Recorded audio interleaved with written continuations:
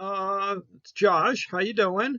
I was asked to do a presentation on imagery and haiku, so that's what we're working on. All the translations in this presentation are mine, unless I tell you otherwise. So I've used a lot of translations, and then I've also used some of my own poems just to give you an idea of how imagery works in haiku. So the things we're going to talk about, imagery versus abstraction, types of concrete imagery, examples of imagery in haiku, synesthesia, that's a fun one to say, and then how to use abstraction. And then I've also come up with a couple writing exercises that I think might be helpful. So imagery, so when we talk about imagery and abstraction, we're really looking at things like concrete imagery or sensory imagery. You'll hear people use those terms a lot in creative writing classes. So imagery is any language that appeals to one of the five senses, roughly.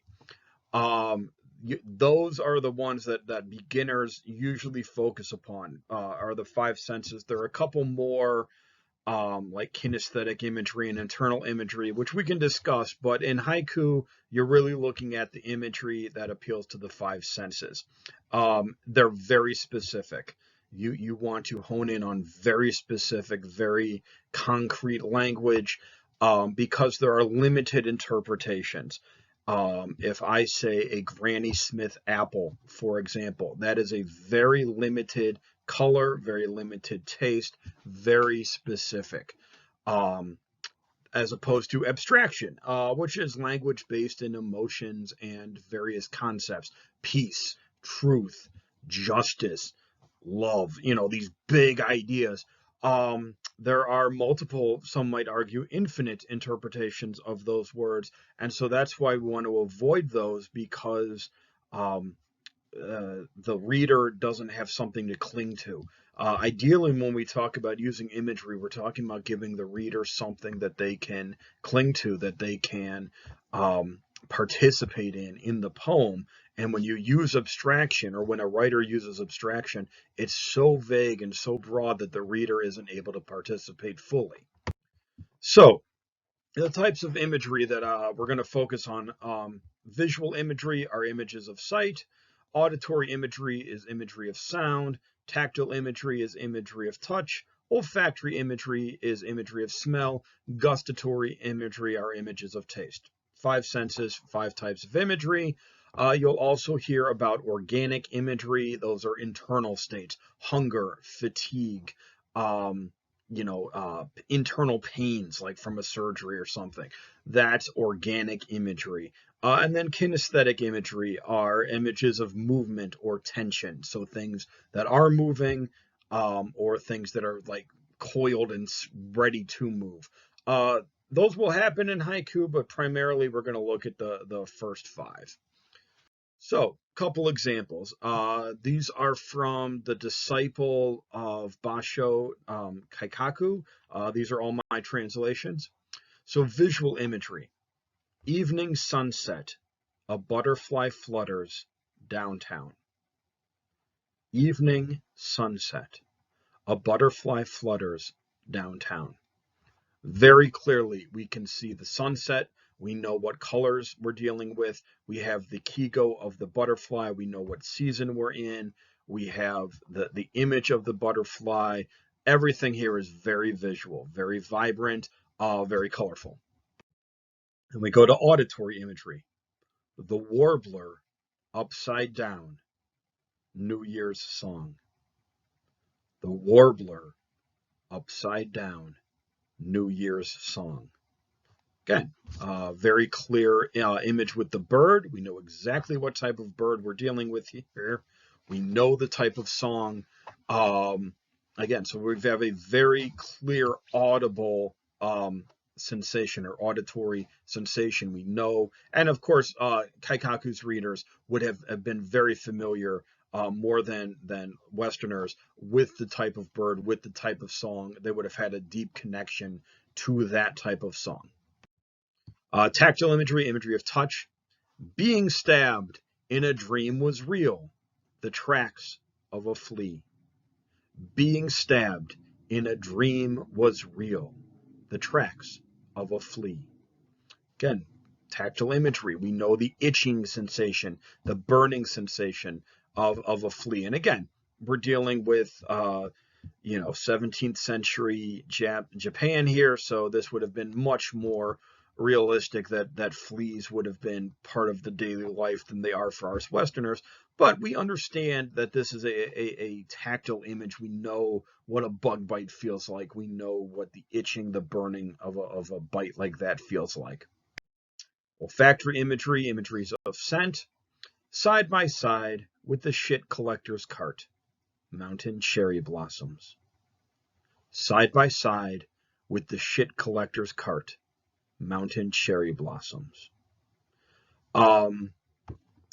Obviously here we have the smell of excrement, but we also have the smell of the cherry blossoms that's implied. And clearly Kaikaku is juxtaposing the very base, banal, dirty sensation of the excrement in the cart, the manure and whatnot, with the beautiful and fleeting cherry blossoms. Very strong juxtaposition, but very clearly olfactory imagery, as well as others, visual and whatnot. But very clearly, the smell here is being discussed. And then gustatory imagery. At a gate of grass, I gobble water pepper, a firefly. At a gate of grass, I gobble water pepper, a firefly. Water pepper is a very pungent weed. It would have been used in Japanese cooking, especially rural cooking. But it's a very pungent, very, very spicy weed. So it's something that again his readers would have been familiar with. Whereas we as Westerners may be a little removed from it, but again, very clearly a specific plant with a specific taste, so something that the readers can connect to. So when we talk about synesthesia, synesthesia, it comes from psychology. It's a neurological condition where the stimulation of one sensory or cognitive pathway, for example, hearing, leads to automatic involuntary responses in a second sensory or cognitive pathway. I stole that from the Google. Yeah, it's a psychological condition. It's a neurological condition where one can actually hear colors or smell music, and it's rare, but it's common enough that I've known a couple synesthetes in my life. I had one person that I went to high school with, and he would go to the Cleveland Orchestra concerts. He was a bassoon player. Not in the orchestra. He was in our high school orchestra. He was a bassoon player, but he would go to Cleveland Orchestra concerts and we'd talk about like there wasn't enough blue in their performance or something like that, and that made sense to him.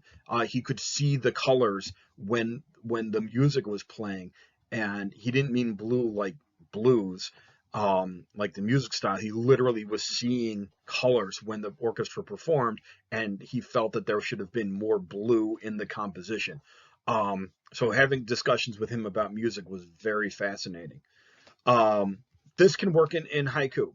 And when we talk about synesthesia and haiku, it's where we take two very distinct types of imagery and juxtapose them against each other, trying to draw a connection for the reader. This is one way that juxtaposition works. It's one way imagery works in haiku, and it creates this emotional sense in the reader that the individual images would not have ordinarily created. And it's a very powerful tool and one that a lot of authors use. So here's an example of one of my poems. Or I'm sorry, one of Kaikaku's poems, I should say. Synesthesia in haiku. In the morning fog, one torii, the sound of waves. In the morning fog, one torii, the sound of waves. Torii or tori are the red gates that you'll see outside of the Shinto shrines. They're like two posts with the the red bar across, vibrant, vibrant red. So we have this visual image of morning fog and this one lone red gate peeking out of the fog. And then we also have the sound of waves. So a clear visual image with a clear auditory image and this very evocative moment for the reader when those two images are combined. Each one works separately, but when they're brought together, that's when the synesthesia is working and that juxtaposition is working, and it's very clear and vibrant in this haiku.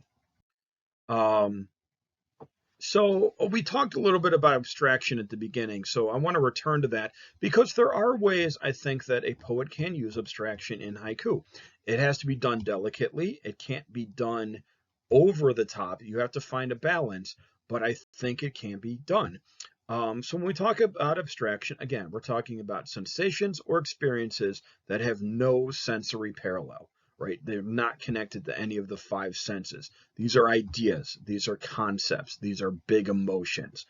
So when they're used in haiku, you can juxtapose an abstraction or the idea of an abstraction against a very vibrant image. And if you find that balance between the concrete and the abstract, you can create an evocative moment for the reader, but it has to be done carefully. And it helps if the abstraction is phrased in such a way that there's an implied sensory image. I'll give you an example of my own. Wilted poinsettia, trying to remember when we last made love. Wilted poinsettia, trying to remember when we last made love. So again, we have a very clear image here, a very clear Kigo, wilted poinsettia. Clearly, end of winter. Poinsettias are associated with Christmas and winter and whatnot. And so if it's wilted, we're at the end of winter, probably February, maybe even early spring, which in Cleveland, of course, is what, May? When born on May 9th, it has snowed at least 4 times on my birthday. So that's where we're at in Cleveland. But in other parts of the country, it would be different. So we have this very clear, vibrant image. I think this was probably late February, early March when I wrote this poem. And then we have a very clear abstraction. It's a memory, and it's a memory of making love, which, again, while a physical action, and one could say it's a kinesthetic image and that there are all sorts of sensory images associated with that phrase, making love or made love, is abstract. There's nothing that the reader can hold on to in that image, or in that phrase, I should say. There are images implied, but there's no actual concrete image. So very clearly, this is juxtaposing the concrete with the abstract.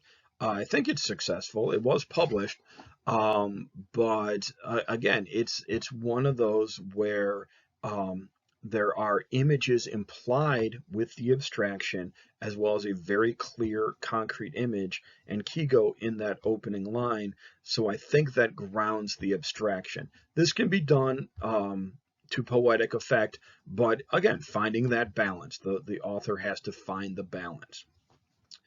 So a couple ideas for writing practice. One is to focus on Kigo. Kigo, the seasonal words, excellent ways to start, because those are usually very clear, concrete images. So pick a season, any of the 5 seasons. Make a list of 2 or 3 images for every sense exclusive to that season. 5. So if we do winter, for example, 5 tastes associated, or 3, I should say, 2 to 3 tastes associated with winter, 2 to 3 tactile things associated with winter, 2 to 3 smells, whatnot. All of these associated with winter. And then write a haiku based on a memory around each one of those words or phrases that you've come up with. That'll give you, 10 to 15 haiku drafts that you can then tweak and hone and polish. They're going to be desk-ku in that they're based on memory, but it's a very effective way to practice using imagery and incorporating Kigo into your haiku.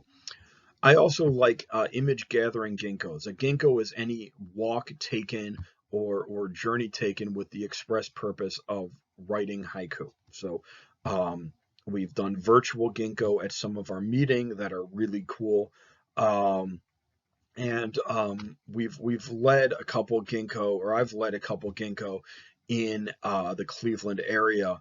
And once we get past the whole pandemic thing, I'm certainly willing to do that again, or elsewhere in Ohio. I mean, Ohio is rich with natural parks and arboretums and botanical gardens. So I think ginkgo are really easy to do in the Ohio area. But just take a walk and make a list. Again, focus on your 5 images. Make a list for every 2 or 3 senses you experience, and write a haiku based on those images. And then the final, there's my, we did origami for the slide transitions. The final writing practice, I think, is a free write based on a strong sensation. I do this when I was teaching creative writing classes in grad school. I did this. Smells and tastes are great for this. Like I would like have the students close their eyes and inhale something that smells very powerful.